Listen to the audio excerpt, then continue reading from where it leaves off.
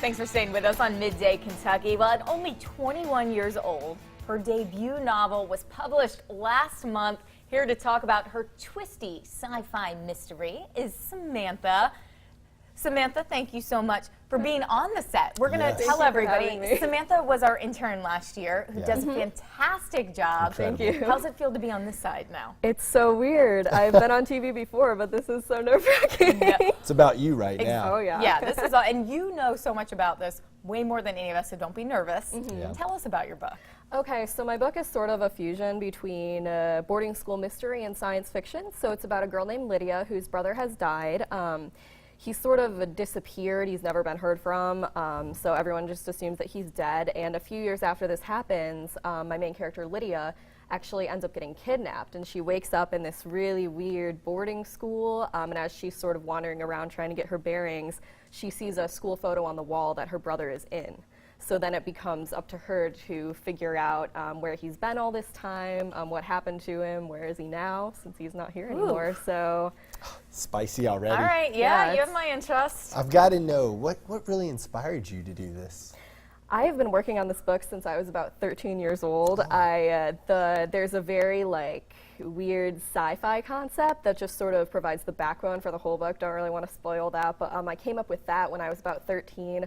Wrote a really bad first draft of the book, and then In your mind, everybody else's, it was probably perfect. So bad.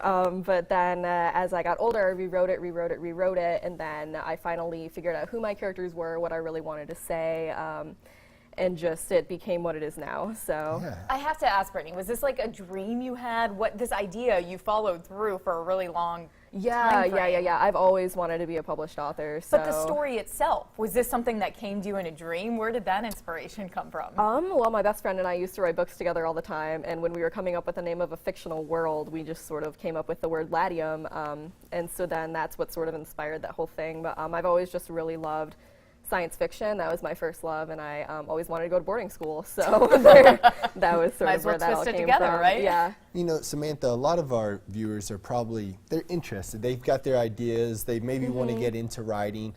What advice do you have for them? My advice would be to just never give up. I think I have about 300 rejection letters sitting in my inbox right now. You're going to hear again and again, this just isn't right for me. Your characters aren't strong enough, stuff like that, but eventually you're going to find that one person who really loves your story. I got so lucky with my editor, Megan.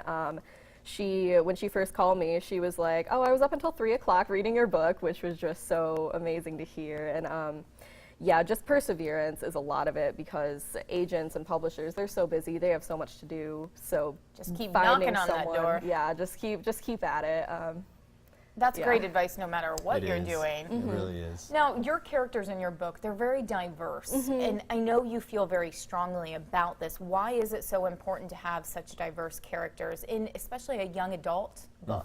Yeah, well, obviously, our country today and the world is not all Caucasian men and women, so I really thought it was really important to feature people of color and also people of sexualities that we don't really see a lot. One of my characters is actually aromantic asexual, which I've never seen that in the media anywhere outside of the Shadowhunters TV show. One of the characters is aromantic asexual, but it was really important to me to feature that, because I've never seen it before, and these people deserve to have their stories told as well in a way that doesn't focus on it, but it's just a part of their character, it's part of who they are, but it doesn't fully define them. Very cool. Well, people, they need to read this, because you're offering these kind of characters. And